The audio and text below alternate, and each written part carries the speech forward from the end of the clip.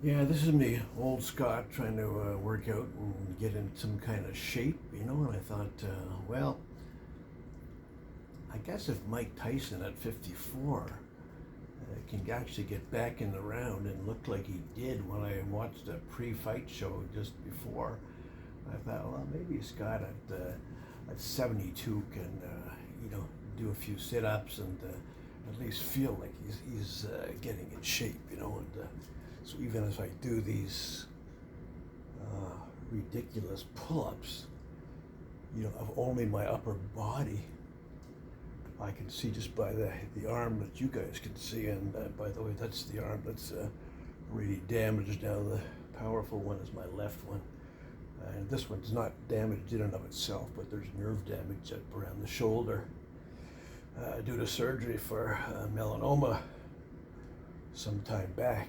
And I found it interesting, though, as even at 72, there were things I could do to feel a lot better, even though people basically base their thoughts about you on your skin or your neck or these kinds of things. Not necessarily on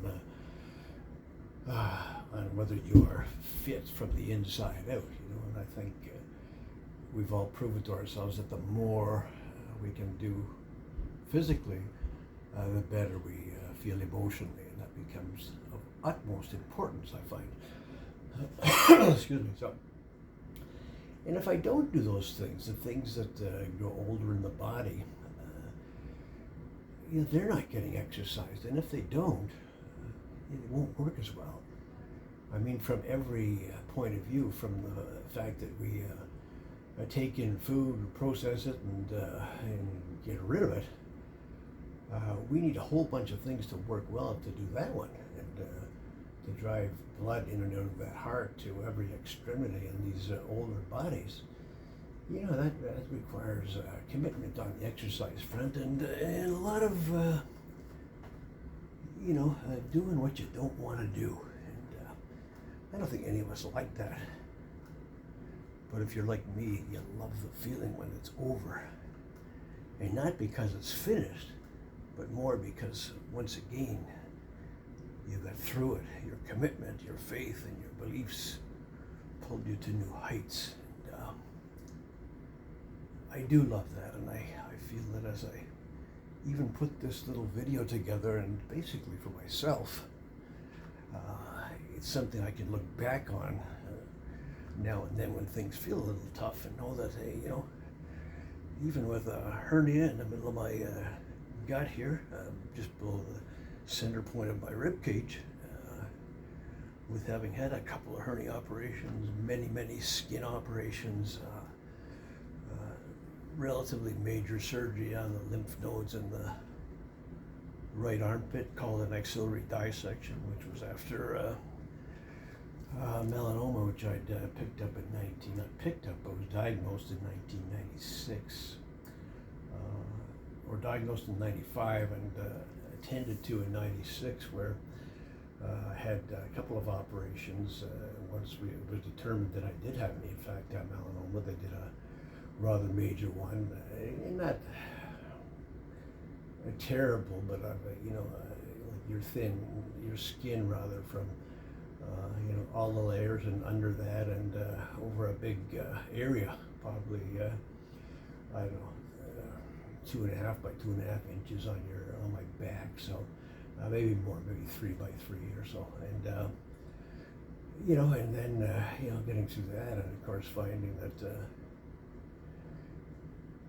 2 years later, almost to the day, with a lump in my right armpit, the assumption immediately was that the melanoma had not been beaten back in 1996, and here in 1998 it had spread, which could mean curtains. It could mean a lot of things to different people, but I survived that.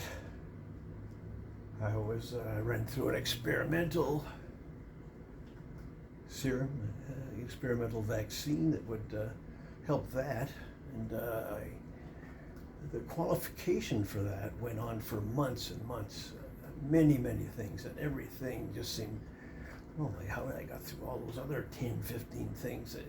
Is there really, how can I really qualify for this? Can anybody? And anyway, somehow God had it in his plan to get me qualified. And of course, I was qualified. And then, with qualification, what now?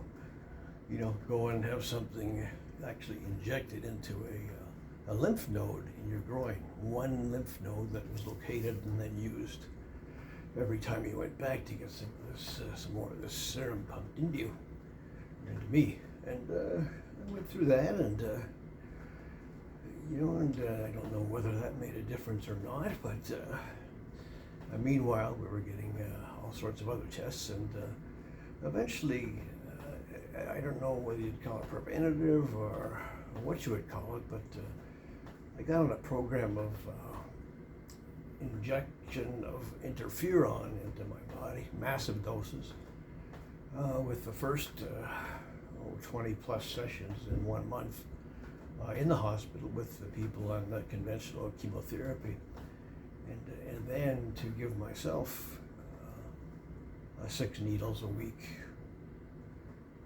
for the next 11 months. And folks, I only got through 10 of them, and I was so depleted that the doctors told me, no, you'd better get off that stuff, find whatever it is you can eat now, and eat it, and put some substance back to you, who you are there. You're shrinking away to nothing, your hair looks like it's, your brown has not only gotten gray and half white in places, it's sparse and thin looking, and frankly, Scott, although people may say, nice things about how you look to make you feel better, but you could see the mirror too, and you know how awful you look, and you thank God after a very short time that you were able to quit that stuff, no matter what the future may be. And here I am talking to you people, that was 1998, so 08, 18, 20, almost 21, close to 23 years, I guess. Yep, close to 23 years, and I'm still here. And so whatever added up to my having this time, orchestrated, in my opinion, by the Almighty God. And why? I don't know. Why not for other people? I don't know. But I do know that somehow I've been favored in that way, and I'm certainly appreciative, humbled by it. But anyway, Mike Tyson and all those things that I've been able to get through. A few hernias, as I said, a couple of conventionals operated on, and then 2 actually remaining. One, as I described, below my rib cage in the middle, and the other one down behind my belly button. So, not a big deal though, and I can still go out and walk several miles and with poles and make it quite an active time, and I can work on this this sit-up bench, for long, almost as long as I want to, especially when I'm working this way and able to, how should we say it, able to rather enjoy taking pictures of myself. So let me do some of these guys on the side here. Let's see, the real deal here is to be able to build the muscles up around the sides of your gut and so on, and it's quite important, that we keep everything around that gut tight and strong and flexible. We heard that that middle, kind of where everything, the fulcrum point of our balance and so on, needs to be looked after, and consistently. And the stronger we are there, it seems the stronger we are everywhere else. That's what I believe. Many don't believe that way, and that's fine too, but that's what I believe. And you can see here, this kind of thing doesn't look like much, but I'll tell you, you notice in your body quite quickly changes. And you also notice, yeah, I can still do most of these things, even all these years later. And it sure is if Mike Tyson can get back in the ring and even dance around and to have even gotten to where he can look like he does. He looks like he did back then. Very little difference back when he was champ and crazy man and everything else that was said about him. He seems humbled and larger than life, but it's interesting. He really can't put himself back in how he was, and probably a good thing, but I hope the humility somehow is workable into his way of fighting, and that'll be great, even if he would lose this fight. So, let me do a few more on this side while I think, and maybe from the back you get a better idea of how this works. I don't know, possibly. See, in many cases, the machinery can be kept motionless, and we can still get quite a bit out of this. And to the degree I use my arms to pull, to that degree my muscles in the center don't get worked as much. So it's a balance, but it's one that does create contractions and releases of those muscles within your core in the middle there. Core strength is what they talk about, and that's really what you got going for you around the middle area, which is your gut, and these are the muscles that make the difference over there. So try and remember that as you do these different kinds of things. If you decide to take up this sort of thing, I don't even know what you call a machine like this. I've had it so long. But anyway, let's do a couple of the other things just to give you an idea what we can do on a machine like this. And it's always the gut, so I'm not counting today, but I try and do 25 or so of every movement.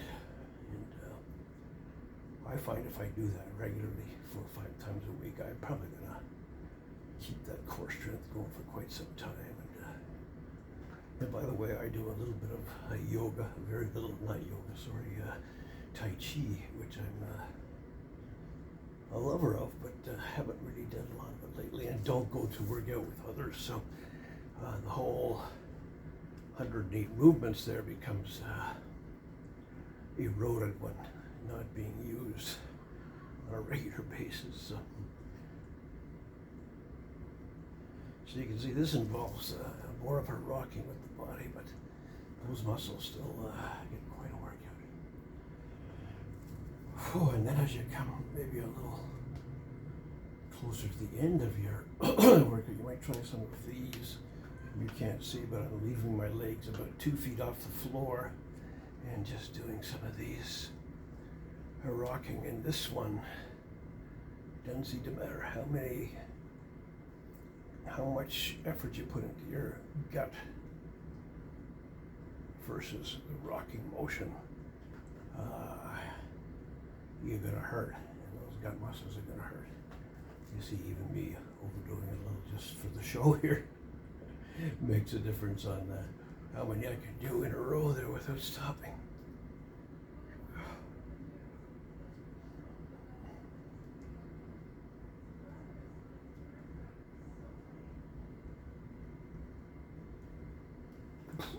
That hurts.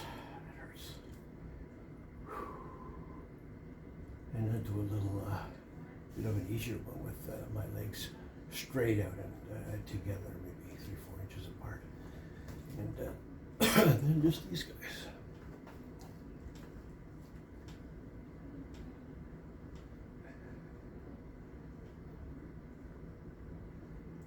And that thought about coming closer to the end becomes more and more attractive as we go on here. So